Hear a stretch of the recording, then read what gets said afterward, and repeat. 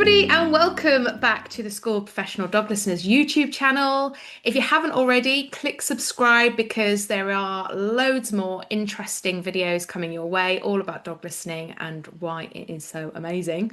Uh, Today, we are hearing from Ali about a moment that really changed everything for her and for her dog, Chili. And it's a really powerful story that hopefully is going to help you to really see yours and your relationship with your own dog or anybody else's dog in a really different light. So Ali, Chili, you've had her from a puppy, had her I from. had her from a pup, and as I just briefly showed last time, this is what Chili looked like when she was still at her breeders. Uh, So so cute. beautiful boxer, red or fawn coloured with that flashy white chest and a little white chin and little white toes. Absolutely, she was just so beautiful. Oh. So she's no longer with us. She died aged 11 and a half a couple of years ago. Um, but I had grown up with a boxer, my granny's boxer, Brandy 2, not Brandy 1, Brandy 2. And so she was my first best friend. So when my husband and I had I had the right job, we got the right house with the right garden. We were kind of ready to go for a dog. And strangely enough, we were in West London at the time, and the next little um, borough along was a lady who was going to have this litter of boxers. So it was just perfect. And yeah, she was the absolute apple of my eye, and my total soul dog, actually, my first soul dog. Well, we ended up having such a deep connection. But it didn't start like that. And as much as I had felt quite intuitive, having grown up with dogs, and some of my student dogs jobs were looking after dogs, um, Chili was a bit different. She wasn't. I was finding that my normal stuff wasn't enough for her. And starting with puppy classes, she pretty much hated. I didn't see it to begin with, but she was really anxious there, and that really affected her behavior. She always seemed, if she was allowed to have a bit of freedom, she would always have a bit of a scrap. Um, I'm sure it was, puppy rough and tumble, but when they were smaller than her, she would quite quickly take the sort of physical, um, um, what's the word? Be on top of. She would pin them, actually. She would Like pin them to the quite, ground. I suppose, dominant with Yeah, other dogs. Yeah. she looked very physically dominant, and she would take that opportunity whenever she could. And so we were a little bit worried about it. We were watching her and thinking, oh my goodness, because we couldn't call her away. She wasn't interested in that. We were thinking, we've got the bully in the playground. Mm. This is not what we were expecting. We were finding it embarrassing. Um, and it would happen if we were in an environment where there was lots going on, there were lots of dogs, lots of people. Chili would pretty much find the smallest dog around and flatten it. Right. And thankfully, there was no damage done apart from emotional for everybody concerned. But she would hold this dog down. And it looked like she was trying to, well, looking back on it, I think she was trying to control something when she was feeling completely out of control and nervous. Um, She was just in an environment that she just felt overwhelmed with and quite stressed. totally overwhelmed. And we didn't see it. Mm. So I saw her as confident and just ignoring me because she confidently wanted to do something else. Mm. Our recall was the worst thing. Yeah. And I saw it as, yeah, her overconfidence in herself. Right. So, So so when you, so she got like poor recall, and so I suppose you became quite fixated on, right, okay, it's the recall. If we fix the recall, then everything else will be okay. Yeah, So, because she was really good in the home. mm, So it was the outside world, right. um, when, and she wasn't particularly great on the lead, but I felt like I could work with that. Yeah. It really was the recall and this feeling that she'd have to go and jump on another dog. So what did you do? So, well, as a natural student and researcher, I've read everything. And I particularly read all those books that have that list of things to do before 16 weeks old. Yeah. Um, One of my biggest mistakes with her Mm. was complying to this list that I'd read in a book. Didn't matter what she was doing or how she was and what her individual personality was like. I was led by this book. So that makes you a good dog owner. That made me do what I was supposed to be doing, you Yeah. know? And so I got her out immediately, after her second vaccination. Um, and we showed her everything, took her to everything, showed her to everything, exposed her to everything, socialize, socialize, socialize, exposure, um, totally overlooking how she was feeling. You don't know what you don't know. Didn't know, Yeah. didn't know. So I'd read all of those books, but none of them, and I went back to them, months, weeks later. Where's the answer to this recall and this problem that she's got with smaller dogs? And couldn't find anything. So obviously went on the internet, and found a class, an individual, a personalized class at quite a famous dog school, um, just about an hour south of where we were. And I turned up there and said, I've got no recall. I don't know what else to do. I'm doing all the things that they say to do in the book, but not, no, she's not recalling. Mm. And they introduced a gadget to me, which was a collar with a little box, that had, like an aerosol on it, and gave me a little remote control for it.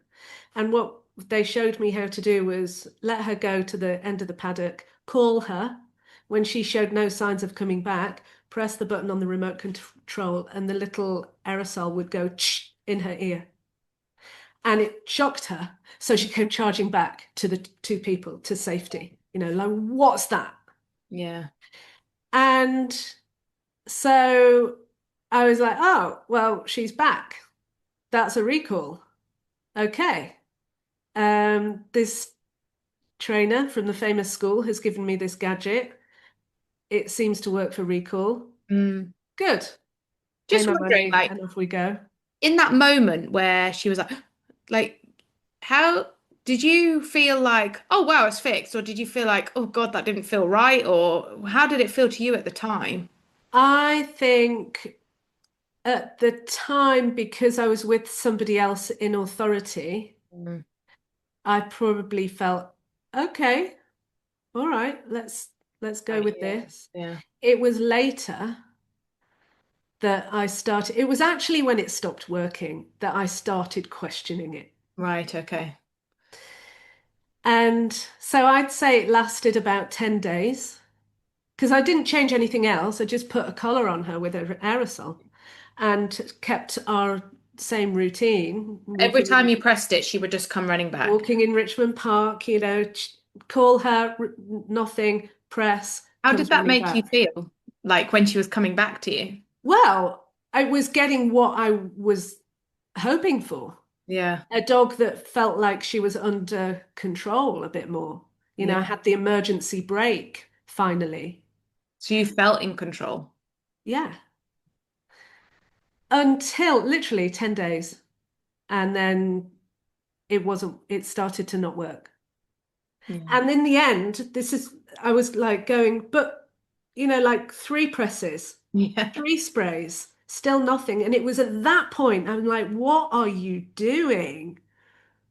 Mm, And that's when I felt this is not right. right. Yeah. And she clearly had reached a point where she'd gotten used to this, realized it wasn't anything too serious for her Mm. to worry about. And the big reason she didn't come back when I called her in the first place was still there. Yeah. So she was back on that reason again that this So the collar was just a sticking plaster for the the problem. very, very short-term sticking plaster. And Yeah. actually, I think worse than a sticking plaster because I think it probably affected our relationship. So do you feel that now that looking back that actually made things worse? Yeah. Yeah. I do and I don't. I think yes, I don't like thinking about it, because I don't like the thought of that confusion that I added onto her and Mm. this shocking thing um and but what it did do was make me reconsider, what I was doing Yeah. and like this can't be right. This can't doesn't feel right. It can't be right. What else is there? Mm. And it was at that point that I can't even remember how I came upon it, but it was Jan Fennell's book, The Dog Listener. And I read it pretty much in one go, like overnight, and started to behave in a way that I was picking up from the book. And I literally saw Chili be different with Yeah. me. It was almost like she went, Hi, here you are. It's like now you're here. Yeah. Yeah. It was actually quite magic that little connection that she gave me this sign, and it was sort of in this her softer eyes, Mm. um, and her softer way of being. And yeah, that was the start of the that was the first time my life So you were really like, I need to changed know for the more. I better. need to know more. I did. I literally booked on to the next available course with Jan and with Tony, Yeah. which was, I think, a couple of months later. And Wow. so did that first course, went back home, applied all this new knowledge. Chili was getting better. She was getting happier. She was getting more relaxed. She was Mm. getting more responsive. Mm. Booked onto the next course, and the same kind of thing happened. And then it just, yeah, I was just following those courses and becoming qualified purely for Chili's Right. happiness Yeah, yeah. and to make up for that stupid decision that I'd made about putting a collar with aerosol spray next to her ear. Yeah, and I think like it's easy to feel like guilty about things that we've done in the past, but it puts you on the path to discovering something Yeah, it incredible. does. So I do have to remember that. But yeah, it's not a nice recollection when I think about that path that we Mm. went on. It was difficult at the time. Yeah, But you're right, it led to amazingness. yeah, And, once I'd become qualified as a dog listener, I was just desperate to help friends, family, anybody that would listen. And yes, and then I ended up representing Jan for several years in London and the Southeast. yeah. Amazing. And then to see that transformation in other people's dogs as well, it's just so rewarding, isn't it? To be part of that journey for other people as well. Yeah, and I think the journey that I had with Chile allows me that compassion for the desperation that people can get to with their dogs. Um, we've all been there. We know what it means. We know what it feels like. Um, And now you also are helping a boxer rescue people, people that are rescuing boxers and making sure that dogs don't go back into that kind of rescue cycle. Yeah, so the next two dogs, well, Chili, I felt like Chili and I got so good together that I wanted to invite a dog that needed us into our home. And so that was my first foray into rescue. Chili was about 3. Um, and we adopted a 10-year-old, really poorly old boxer from a breed specific organization. And that was my beginning of a relationship with that organization. Right. Because he was quite a challenge. And yeah, we thought he was going to pass away actually within a couple of weeks. He was so poorly, but um, he lasted 3.5 more years, which was just amazing. It's Um, because probably because you created this lovely, wonderful, calm environment for him to live out his final years, which is just amazing. that was the idea, you know. We just knew we could offer him a safe place to be. Didn't need to do anything with Yeah. us for us. We just had that space to offer him. Yeah. Yeah. And then he passed away, and 6 months later, we adopted Ludo, who's still with us, who people will often see in that bed behind us. Yeah. Is he there? Oh yeah, just in the corner there. Hibernating. Yeah, he loves it. He loves it. So yeah, it's busy in boxer rescue, um, and I'm sure we'll go into the reasons why later on in this series. Uh, Yeah. That the rescue cycle is certainly a conversation that we need to have yeah. um, in more depth. But yeah, yeah, thank you so much for sharing your story with Chile. And I think there's going to be a lot of people that really relate to that feeling that you felt of like, I just need to like fix this or and desperately trying to search for the answers and then finding that solution that you just clicked and it was like, this is it. This is what it needs to be for me in Chile, and this is what works so well. Yeah, and I think what I haven't been clear on actually, but I'd really like to before we just end this one, is that there was nothing wrong with Chile. Yeah, yeah, exactly. Chile was responding to the information that I had been giving her and the environments in which I was putting her, Yeah. whether she was ready or not. And that's the bit that changed. I needed to interact with her a bit differently Mm, and see things through her eyes so that I saw environments differently from learning dog listening and seeing it through the dog's eyes. You reevaluate the environment you're putting your dog into and what you expect of them. And yeah. that's my expectations changed. And Yeah. I could see what she needed from me. So it was about me. It was all about me. Um, Which is hard to look at sometimes, isn't it? To go, it it it was is never the hard. dog, it was me. It's really hard to do that.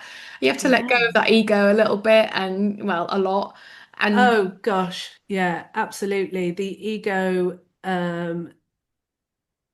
yeah, I think that's a good word. You do have to let go of the ego. mm, Um, it's natural for us humans to um, hang on to the ego. But actually, the more we see things through our dog's eyes, the easier it is to give it up, to yeah, just let it go. yeah. And interesting, I've mentioned that Chili was my first soul dog, and I understood myself much more deeply when I understood her. And Mm, she could mirror things. I think she was my mirror. That's why I yeah. think she was on this earth. Not her only reason, but We one of the do. things she did was to mirror my behavior and mirror my energy. I think I was quite an anxious person, even though I wasn't aware of it, and she was mirroring it back to me. So interesting. When you really get that deep relationship with a dog, it is the gifts that come from it are incredible. And I do believe that dogs come into our lives to teach us something about ourselves. And, Yeah, you know, absolutely. we, if we're open to it, they can teach us so much Yeah, about ourselves. that's So, exactly that's exactly it. which is what dog listening allows as well. That's why we just love it so much. So, thank you so much, Ali, for Thanks, sharing that Kate. story. And we'll see you all next week for our next video. So remember to click subscribe to make sure that you get the notifications for that. All right, Thanks, everyone. bye.